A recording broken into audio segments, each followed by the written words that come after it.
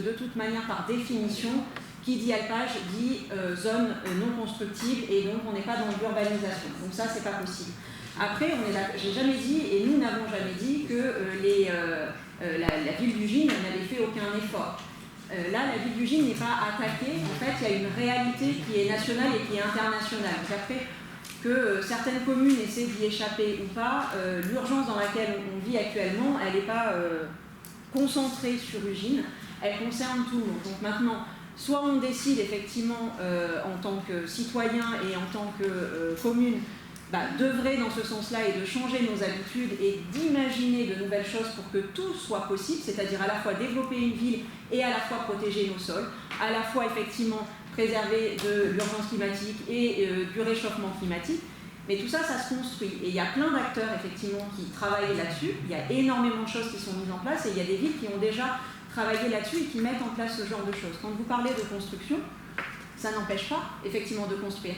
Par contre, il y a des urbanistes qui vont peut-être vous dire, là, vous pouvez, il y en a même dans certaines villes, ils font des terrains de sport sur les toits, justement pour réduire la densification. Donc en fait, il y a plein de choses qui sont possibles. On ne dit pas qu'il ne faut pas construire. Donc ça, on aimerait bien aussi que vous arrêtiez de nous attaquer sur ce sujet-là. On ne dit pas qu'il ne faut pas construire, on ne dit pas que l'Ugine ne doit pas se développer. Par contre, il est impératif aujourd'hui, à l'heure de l'urgence que l'on connaît, de réfléchir sur comment concilier tout ça, à la fois l'environnement et à la fois la densification. Donc voilà, c'est tout ce qu'on dit. Et si on veut effectivement pouvoir réunir tous ces paramètres-là et tous les acteurs autour de la table, il faut avoir une vision globale. Et là, on vous interroge justement et vous nous dites, on fait du cas par cas. Et c'est ce qui nous inquiète parce que si on fait du cas par cas, si par exemple, sur la nouvelle construction au clos, par exemple, il n'y a pas cette réflexion-là avec tous les paramètres qui sont liés à ces nouvelles lois, et on va se retrouver en décalage, ce qui est dommage parce qu'on pourrait anticiper et cocher toutes les cases des nouvelles lois à venir, et au lieu de ça, là, du coup, on se retrouve en décalage. Donc c'est tout ce qu'on dit en fait. On ne dit pas qu'il ne faut pas construire, on dit qu'il y a des nouvelles propositions qui sont faites de construction tout en protégeant les sols, et de manière à ce que les sols ils aient plusieurs fonctions, pas juste du foncier, mais qu'à un moment donné, le sol aussi, il a plein d'autres fonctions.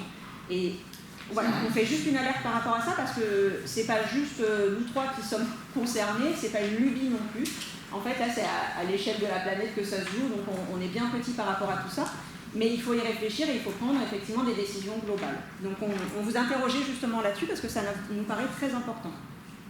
Je suis désolé, mais on n'a pas attendu après vos interventions pour faire un travail global. Alors, je vais vous inviter à relire tous les documents à partir du SCOT, qui est en révision aujourd'hui. Notre PMU actuel est la révision qui est lancée. Une fois que vous aurez fait ce travail-là, on en rediscutera. Voilà. Je vais juste vous dire ça. Et puis vous verrez si on fait du cas par cas ou si on a fait une démarche globale depuis plusieurs années. Alors, je viens de vous interroger, c'est vous-même qui avez dit que vous faisiez du cas par cas. Moi, je ne fais que reporter. Parce que c'est un cas. Enfin, vous tournez les choses de telle façon. Oui, c'est un cas par cas. On va pas régler tous les problèmes d'Ugine de toutes les routes. Y a-t-il un deuxième secteur Ugine ou une double route? Allez-y. Vous venez tout simplement, quand je vous ai posé la question. Non, mais on reste là-dessus. Donc, on règle un problème ici qui est au cas par cas pour deux raisons. On est devenu propriétaire, donc on peut le faire. Autrement, on n'aurait pas pu le faire. Deuxièmement, on est sur une double route qui ne sert à rien pour la deuxième route, à celle qu'on veut supprimer. Et troisièmement, c'est parce qu'effectivement, il y a un projet dans ce secteur-là d'une amélioration pour relibérer des sols, qu'on peut le faire. Donc c'est pas au cas par cas, c'est été réfléchi avant. Et on est allé acheter des terrains dans ce sens-là, échanger avec UJTEC en particulier. Nous avons des implantations d'entreprises dans ce secteur-là également qui vont nous permettre de régler tous les problèmes de circulation et les problèmes de parking et les problèmes d'accès. Donc non, c'est pas au cas par cas. Il y a un cas, oui, il y a un cas. Y a-t-il ailleurs une double route à Ugine qu'on peut supprimer? Le débat ne se porte pas sur une double route. Le débat ne se porte pas. Faites le travail que je vous ai demandé, puis après on en discutera. Alors, je n'ai pas d'injonction à recevoir de votre part, donc ce genre de discours, vous pouvez vous les garder. Par contre. On n'a pas attendu un peu. C'est bon, vous avez fini? Non, je n'ai pas fini. Non? Encore. Je suis comme vous. Non, alors on est très différents pour le coup. Donc le débat ne porte pas sur une double route. Le débat, on vous a posé juste une question très simple. Est-ce qu'il y a une vision globale sur le thème des sols. Je vous invite à lire le PLU et le SCOT. Comme ça, vous verrez si on a une vision globale ou si on a une vision de cas par cas. Je ne vous ai pas coupé la parole, donc j'aimerais bien que ce soit la dernière fois. Je vais finir de parler. Avant de discuter de quelque chose, on essaie de regarder ce qui se passe. Et vous haussez le ton. Je ne comprends pas. C'est quoi les réactions dans le... Alors, est-ce que vous pouvez vous expliquer sur les réactions qu'il vient d'avoir là au Conseil municipal autour de ça? Donne une réponse, posez la même question. Alors, moi, la réponse que j'ai demandée, c'est est-ce qu'il y a une vision globale? La réponse est donnée. Ah ben oui, il vient de me la donner, et il vient de me dire, nous justement, on a une vision pour Ugine de se développer. Donc on est bien, et on veut justement construire. Donc c'est la question, c'est la réponse qui vient de m'être donnée. Ah bon? Vous venez de dire que l'objectif de la ville, c'est de développer la ville et de pouvoir construire. Mais vous, c'est pas à développer, on est d'accord. Non, justement. Donc vous nous portez. Ben non, justement. Puisque vous me faites raconter n'importe quoi, je vous fais raconter n'importe quoi aussi.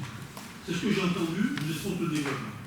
Non, on n'est pas contre le développement, on est contre une vision, une autre vision d'un développement. Mais excusez-moi, messieurs, dames, avant de parler de quelque chose, on regarde les documents qui existent, on regarde le travail qui a été fait depuis plus de 20 ans, on regarde le SCOT, on regarde les PLU, on regarde le dernier PLU et on regarde la dernière décision que vous avez prise, parce que je crois que vous l'avez votée, d'une révision de notre PLU.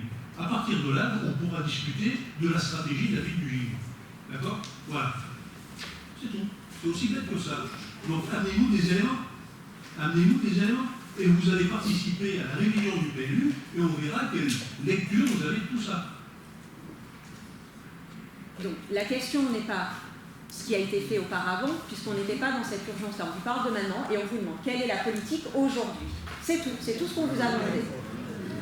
Et je précise... Dans des documents que vous pouvez lire. Je refuse ce que vous venez de dire par rapport au fait qu'on était contre le développement. Je le réitère, je l'ai justement dit précisément avant. J'ai dit qu'il y avait des manières de construire justement pour tout concilier. Il me semble avoir dit très clairement. Donc arrêtez de nous prêter des intentions qui ne sont pas les nôtres. On n'a jamais dit qu'on était contre la construction et contre le développement. Par contre, il y a une manière effectivement de réfléchir et de penser à l'avenir. C'est tout ce que l'on dit et tout ce que l'on défend. Très bien.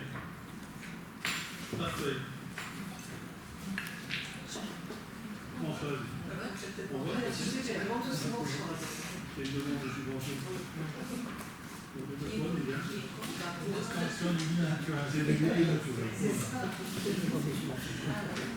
Des questions, des propositions, des abstentions. Non, mais Délibération numéro 26. c'est moi qui s'énerve, on entend. Alors, c'est une demande de subvention pour sécuriser et améliorer la gestion de la ressource eau dans les alpages du Gine. Suite au résultat du diagnostic fait en 2021, la ville souhaite mettre en œuvre une première phase de travaux comprenant les reprises d'ouvrages tels que les captages, les réservoirs, les reprises des conduits, les chambres de réunion et aussi la construction d'un réservoir de stockage. Ce projet est estimé environ à 236 000 €. Le démarrage des travaux est prévu l'automne 2022 afin d'être achevé au printemps 2023. Au regard de l'importance de ce projet, il convient de solliciter le concours de l'Union européenne dans le cadre de fonds européens agricoles pour le développement rural du département de la Savoie, la région Auvergne-Rhône-Alpes par l'intermédiaire du PPP, Arizet, et de la DDT de la Savoie, à hauteur de 70%.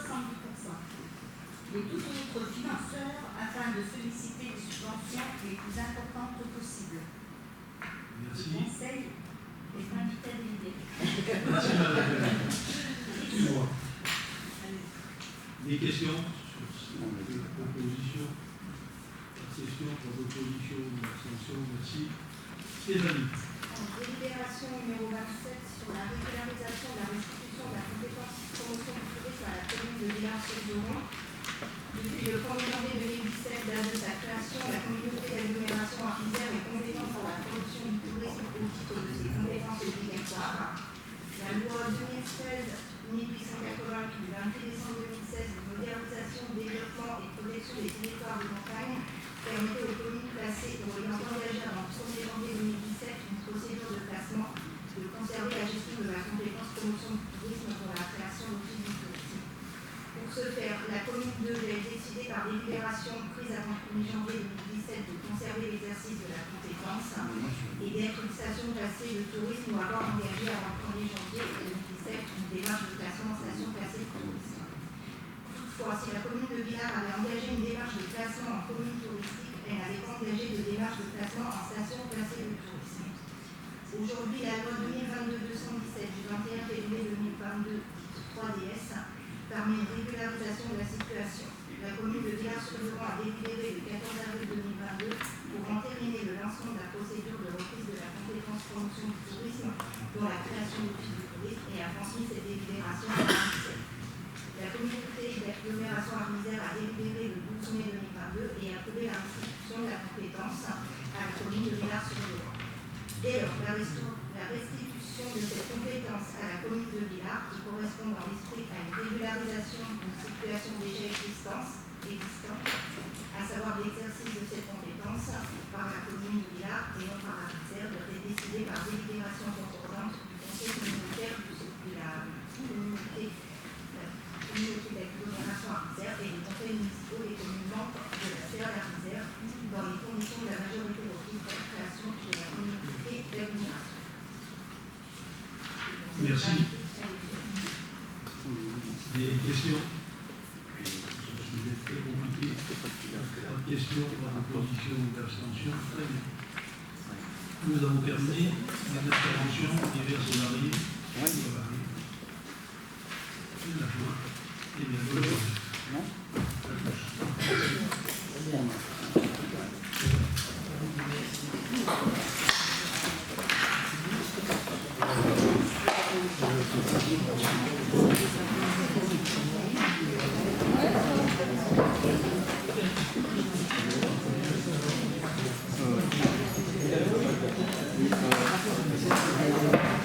On peut le voir directement là.